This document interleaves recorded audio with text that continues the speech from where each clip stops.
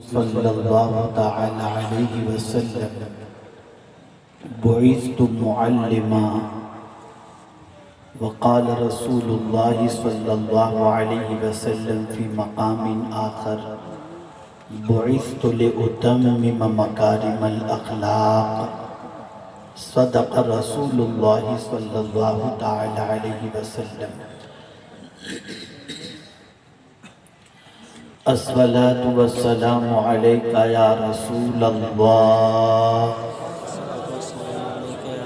الصلاة والسلام علیکہ یا حبیب اللہ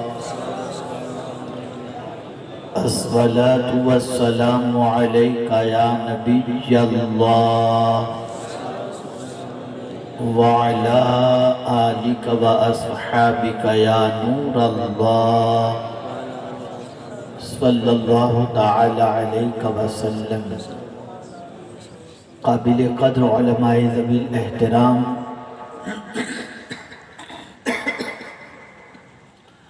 و حاضرین و حاضرات بزم، السلام علیکم ورحمۃ اللہ وبرکاتہ۔ مجھ سے پیشتر آپ نے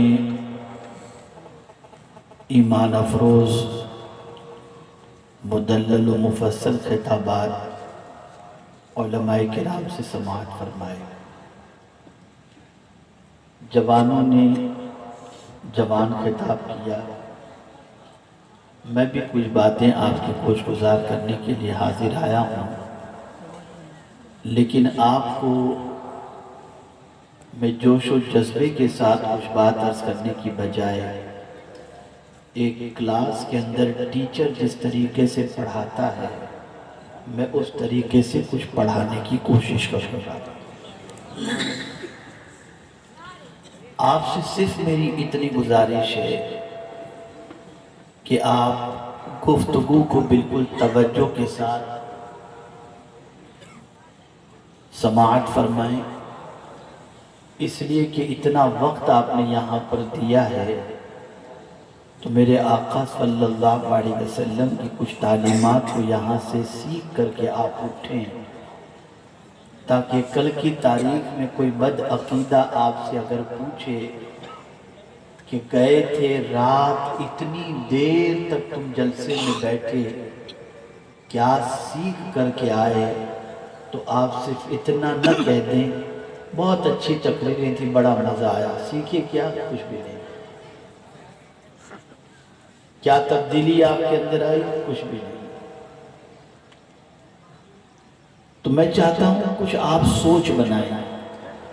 سب سے پہلے تو بیمار جب ڈاکٹر کے پاس جاتا ہے تو اپنی بیماری کا تذکرہ کرتا ہے، ڈاکٹر صاحب مجھے بخار آ گیا، ڈاکٹر صاحب مجھے کھانسی ہو رہی ہے، ڈاکٹر صاحب میری ناک بہہ رہی ہے، ڈاکٹر صاحب میرے بدن میں درد ہے، تو ڈاکٹر صاحب اسے ٹیسٹ لکھ کر کے دیتے ہیں کہ آپ بلڈ ٹیسٹ کرا لو، یورین ٹیسٹ کرا لو، تاکہ پتہ چلے کہ بخار ملیریا کا ہے، ٹائیفائیڈ کا ہے یا کون سا بخار ہے۔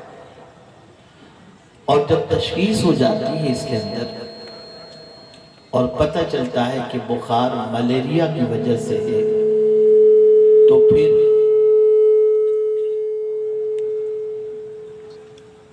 ملیریا کی دوائی شروع ہو جاتی ہے، ٹائیفائیڈ کا بخار ہے تو ٹائیفائیڈ کی دوائی شروع ہو جاتی ہے، کھانسی کی دوائی شروع ہو جاتی ہے، نزلے کی دوائی شروع ہو جاتی ہے۔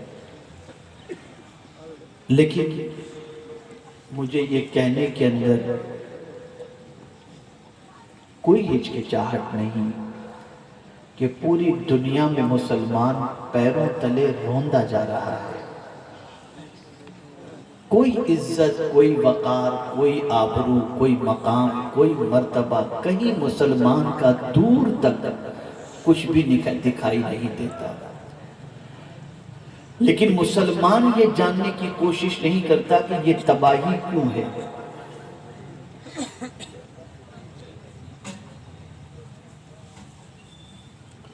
مسلمان یہ جاننے کی کوشش نہیں کرتا کہ یہ بربادی کیوں ہے۔ ہم ہی تو تھے ہمارے اسلاف ہی تو تھے جو آج سے صدیوں پہلے کہیں سے بھی گزر جاتے لوگ ان کے قدموں کو چوما کرتے اور کامیابی خود ان کے قدموں کا بوسہ لیا کرتے تھے۔ اور آج ہم ہی ہیں، کسی میدان میں ہم کامیاب نظر نہیں آتے، زوال پذیر ہیں، تباہ حال ہیں، برباد ہیں۔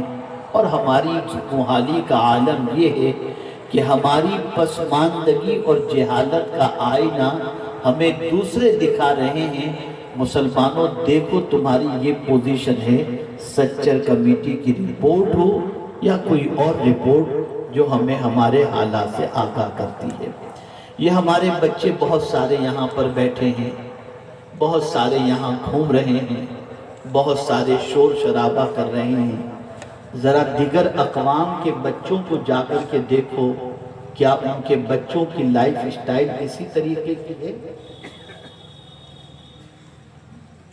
کیا وہ اسی طرح سے جیتے ہیں جس طرح ہمارے بچے جی رہے ہیں؟ کیا ان کا انداز گفتگو اسی طریقے کا ہے جس طریقے کا ہمارے بچوں کا ہے؟ آج جب ہم یہ ساری چیزیں دیکھتے ہیں تو خون کے آنسو روتے ہیں۔ وہ قوم جس کا تعلق معلم انسانیت کے ساتھ ہو، آج اس رسول اعظم کی قوم اتنی تباہ حال کیوں ہے، برباد کیوں ہے؟ تو میرے پیارے آقا صلی اللہ تعالی علیہ وسلم کے پیارے دیوانوں، سب سے پہلا کام جو آپ کو کرنا ہے، میں اسی کی طرف آپ کی توجہ کو مبذول کرانا چاہوں گا۔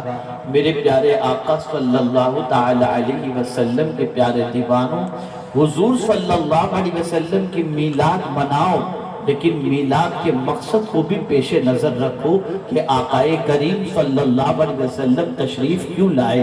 خود رسول اعظم صلی اللہ علیہ وسلم ارشاد فرماتے ہیں، بعثت معلما، میں ٹیچر بن کر، میں معلم بن کر مبعوث ہوا۔ آقا کریم صلی اللہ علیہ وسلم تعلیم دینے کے لیے تشریف لائے، علمی انقلاب پیدا کرنے کے لیے تشریف لائے۔ آپ اندازہ لگائیں، آپ کے اس علاقے کا اگر آپ سروے کر لیں، آپ کے اس علاقے کا اگر آپ جائزہ لیں اور یہ جاننے کی کوشش کریں کہ آپ کے علاقے کے کتنے مسلمان ایسے ہیں جن کے پاس علم ہے، جن کے پاس قرآن کا علم ہے، جن کے پاس حدیث کا علم ہے، جنہیں قرآن پڑھنا آتا ہے۔ میں بہت سارے بہار اور بنگال اور یوپی اور راجستھان کے بچوں کی شادیوں میں شریک ہوتا ہوں، لیکن جب نکاح کے وقت ان کو کلمہ پڑھایا جاتا ہے تو خدا کی قسم سچویشن ایسی ہوتی ہے کہ ہماری قوم کا وہ دولہا پہلا کلمہ بھی صحیح طور پر پڑھ نہیں پاتا۔ جس قوم کی سچویشن ایسی ہو کہ اس کا بچہ پہلا کلمہ بھی پڑھنا نہ جانتا ہو، وہ قوم زمین کے اوپر باعزت کیسے رہے گی؟ وہ قوم زمین کے اوپر باوقار کیسے رہے گی؟ آپ اندازہ لگائیں، پیغمبر رحمت صلی اللہ تعالی علیہ وسلم نے جب انقلاب پیدا کرنا چاہا، انسانوں کو انسانیت کے سبق سے آشنا کرنا چاہا، تو آپ جانتے ہیں رسول گرامی وقار صلی اللہ تعالی علیہ وسلم نے ظاہر کو سنوارنے کی بجائے تاج کائنات صلی اللہ علیہ وسلم نے ان کو علم کے زیور سے آراستہ کیا، انہیں علم عطا فرما دیا۔ اور جب ان کی زندگی میں علم آیا تو جو انسانوں کے ساتھ جانوروں کو چرانا نہیں جانتے تھے، وہ انسانوں کے خلیفہ بنتے ہوئے دکھائی دیتے ہیں۔ اللہ اکبر! علم ہی وہ چیز ہے، بکری کو چارہ دکھاتا ہے اور بکری سمجھتی ہے یہ میرا خیر خواہ ہے۔